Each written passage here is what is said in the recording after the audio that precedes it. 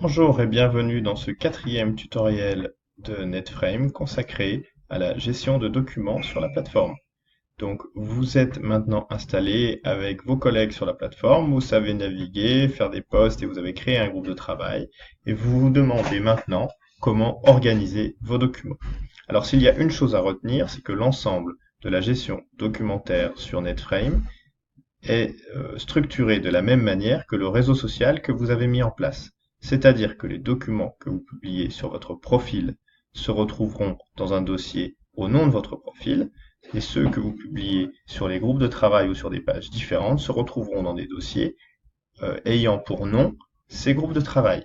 Vous avez un accès à la GED principale ici, qui vous permet de retrouver cette structuration telle que je viens de vous la décrire, votre profil et les groupes de travail qui ont déjà eu des documents. Dans le groupe communication, il n'y a pas eu de documents, donc le groupe n'a pas, le dossier n'a pas été créé par défaut.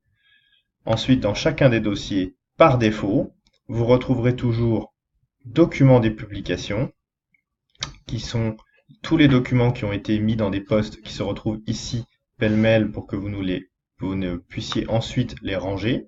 Donc ce sont vraiment les documents que vous avez vous-même, que vous avez publiés au fil de l'eau. Donc ici, il n'y en a pas eu. Et dans photos de profil, ce sont toutes les photos que vous auriez utilisées pour le profil ici. Voilà. Vous avez également, donc ça c'est déjà l'accès par les boutons en haut de la plateforme. Vous pouvez également accéder à vos documents au sein de chaque groupe de travail. En colonne de droite, vous rejoignez les documents, voire plus, et vous avez accès à votre gestion de documents. Vous arrivez directement dans le sous-dossier Égalité homme-femme. C'est ensuite au sein de ce sous-dossier, que vous y accédiez par le groupe de travail ou par l'accès général, que vous pourriez à loisir mettre votre propre arborescence. Donc vous pourrez créer un dossier, par exemple salaire, au sein duquel vous allez probablement mettre un fond de dossier, soit tous les fichiers préexistants. Vous pouvez soit cliquer pour aller chercher dans votre ordinateur, ou encore procéder par glisser-déposer comme ceci, par exemple. Donc je vais sélectionner 3 documents et je vais faire un glisser-déposer. Vous allez ensuite voir les documents, donc vous pouvez le faire avec un grand nombre de documents puisque ça va assez vite. Ensuite, vous pouvez choisir les auteurs si vous souhaitez renseigner et les tags. Une base de tags bien organisée dès le départ vous permettra de retrouver ces tags éventuellement dans vos filtres de recherche afin de vous donner une navigation facilitée dans vos documents, surtout si vous avez une grande base documentaire. Je valide ici afin de m'assurer que l'ensemble des documents ont bien été mis sur la plateforme.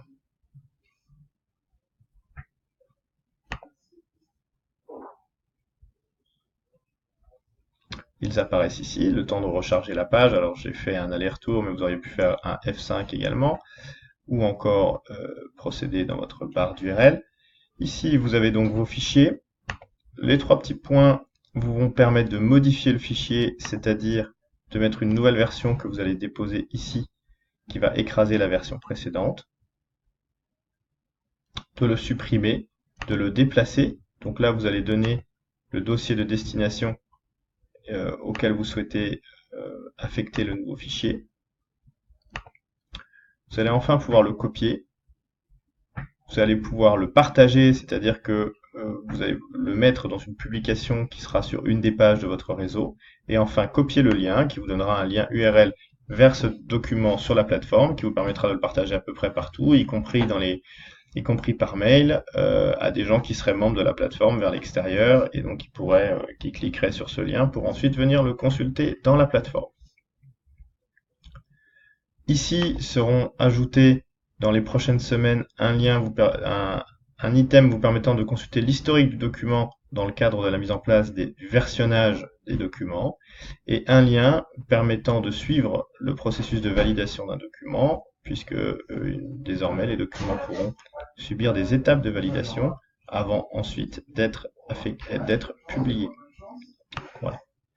Le dernier élément important pour la gestion documentaire, si vous avez déjà configuré des dossiers extérieurs, notamment depuis Google Drive ou depuis Dropbox, vous pouvez simplement les configurer ici et vous aurez accès depuis NetFrame à l'ensemble des documents qui sont présents sur ces dossiers extérieurs. Vous pouvez le faire au niveau du groupe général, au niveau d'un groupe ou au niveau de votre profil. Au niveau de votre profil, par exemple, si vous avez une Dropbox, donc là je suis sur mon profil, je vois les groupes de travail auxquels je suis abonné, les entités, etc. Et donc je vais pouvoir, au sein de mes documents, je pourrais configurer mon propre Dropbox. Voilà. Voilà pour ce qui est des informations nécessaires sur la gestion des documents. Le prochain tutoriel sera consacré à la mise en place de son profil.